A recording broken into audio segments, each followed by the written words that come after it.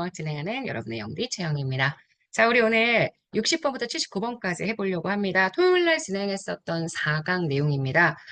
저희가 OT가 있어서요. 이걸 5강이라고 생각하시는 분들도 있을 텐데, 프리패스 들으시는 분들은 OT 빼고 실제 수업한 강수로 진행하고 있고요.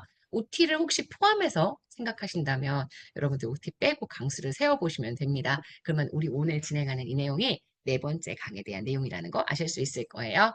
자, 4강의 60번부터 한번 진행해 보도록 하겠습니다.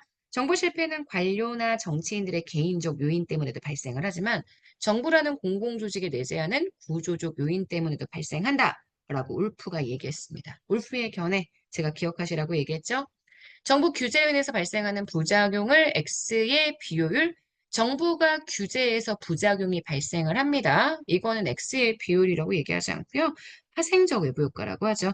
X의 비율도 물론 정부 실패이지만 X의 비율은 정부가 너무 독점적인 상황을 가지고 있어. 그래서 경쟁이 제한되어 있습니다. 그것 때문에 방만한 생산을 하는 과정을 설명하는 거기 때문에 X가 되고요. 공공조직의 내부성, 관료들이 자기의 소속 집단의 이익을 더욱더 우선시하는 거죠. 그래서 요거는 맞는 선지입니다.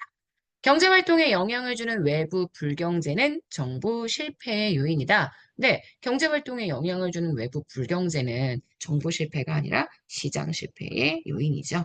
그래서 X입니다. 관료가 예산을 극대화시키는 게 리스크하는 얘기고요. 이게 공공조직 내부성과 연결이 되죠. 그래서 예산 극대화 모형은 정부의 역할을 줄여야 하는 작은 정부의 등장을 지지하는 이론적 배경이 되기 때문에 맞는 선지가 됩니다. 자, 65번 쓰레기 수거 같은 게 전형적인 정부의 고유한 생산 영역인데 이런 서비스를 민간에 위탁한다? 이거는 말 그대로 공공 부분을 민영화시키는 방법입니다. 하지만 민영화의 제일 큰 문제점이 하나가 뭐냐면 행정의 책임성이 떨어진다는 부분이어서요. 지금 보시는 65번은 X가 됩니다. 자, 66번입니다. X의 비율은 과열된 경쟁 아닙니다. 정부가 너무 독점적인 지위를 가지고 있기 때문에 발생하는 비능률을 설명하기 때문에 정부의 과다한 비용 발생, 과다한 생산 맞는데 지금 이게 과열된 경쟁 때문이라고 얘기하는 건 틀린 선지가 될 거예요. 67번 파킨슨의 법칙 이것도 관료제의 문제죠.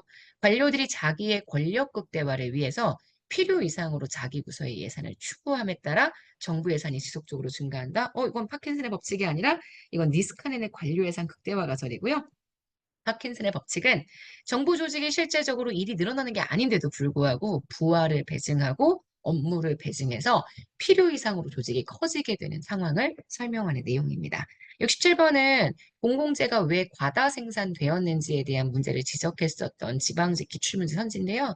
보고에 나와 있었던 보몰 효과라든지 그 다음 파킨슨, 니스카넨 다 내용들을 알고 계셔야 합니다. 그래서 67번 X입니다. 68번 서비스의 공공서비스 공급 유형 중에 정부가 결정하고 민간이 공급하는 유형, 정부가 기업에게 보조금을 주는 방식이 포함이 되죠.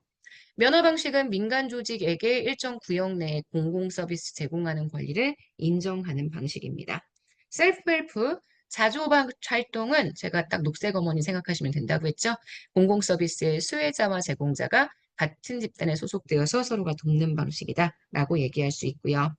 자, 71번 공공서비스 제공 시에 사용료를 부과하는 등의 수익자 부담 원칙을 적용하는 경우들이 있죠. 특히 민간이 개입하기 시작하면서 이러한 수익자 부담 원칙들이 적용이 되는데 이럴 때에는 비용 편익 분석이 가능하죠.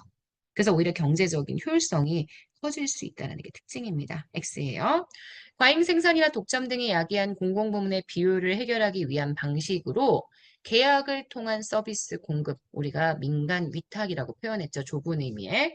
정부가 기업에게, 민간에게 계약을 통해 서비스의 생산을 위탁하게 되면 오히려 이 공공부문의 비효율적에 대한 해결책이 될 수 있다라고 이야기했습니다.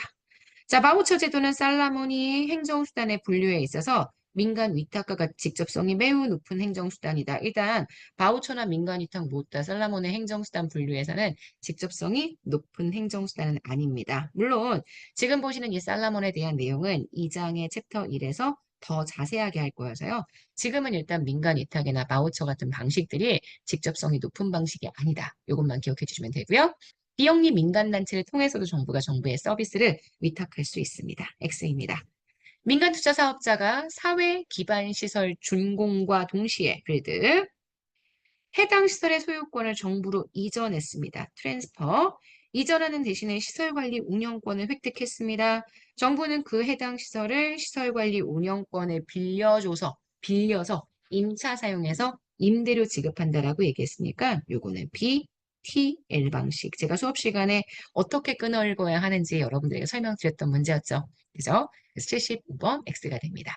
BTO는 오퍼레이트 방식이죠. 일반적으로 BTL에 비해서 사업 리스크와 수익률이 좀 더 높은 편이고요. 사업 기간도 상대적으로 깁니다. 맞습니다. 자, BTO의 경우 과거에 예상 수입의 일부를 보장해주는 최소 수입 보장 제도가 적용되기도 했으나 우리나라는 부작용으로 인해서 이 제도가 폐지되었다고 제가 말씀을 드렸었고요. 시장성이 큰 서비스를 다루는 공기업을 민영화하면 지나친 경쟁 체제에 노출됩니다. 하지만 민영화에 실익이 없다라고 얘기할 수 없죠. 오히려 시장성이 큰 서비스이기 때문에 지나친 경쟁 체제에 노출되었을 때 오히려 정부 부문이 가지고 있는 여러 가지 문제, 특히 XA 비율 같은 그런 문제들이 해결될 수 있기 때문에 민영화에 실익이 없다라고 전제할 수는 없을 것 같아요. X입니다. 공공기관 경영평가에서 3년 연속 최하위 등급을 받은 공기업. 이러면은 이런 경우는 이 사진을 자른다라고 제가 얘기를 했었죠. 민영화한다는 건 진짜 말도 안 되는 거고요. 사실 이런 것도 법령 문제인데 법령 문제는 대부분 상식적인 차원에서 보실 때 더 잘 보이는 경우들이 많습니다. 대신 그러려면 법령을 상식적으로 많이 읽어주신 연습들을 해주셔야 되죠. 자, 어쨌든 79번 정답이 되는 건 X입니다. 자, 여기까지 해서 우리 오늘 굿모닝 행정아 토요일 날의 첫 번째 수업 4강에 대한 내용으로 정리를 해봤습니다. 여러분 오늘이 명절 연휴입니다. 정말 제대로 들으시는 분들은 오늘이 추석 당일이죠. 추석 당일 오전은 좀 쉬어도 될 것 같은데 오후에는 그래도 여러분들이 계속 하고 있었던 공부 패턴을 좀 유지하기 위해서 좀 책을 보는 연습을 잔소리 같지만 하게 될 수밖에 없는 상황을 이해해 주시기 바랍니다.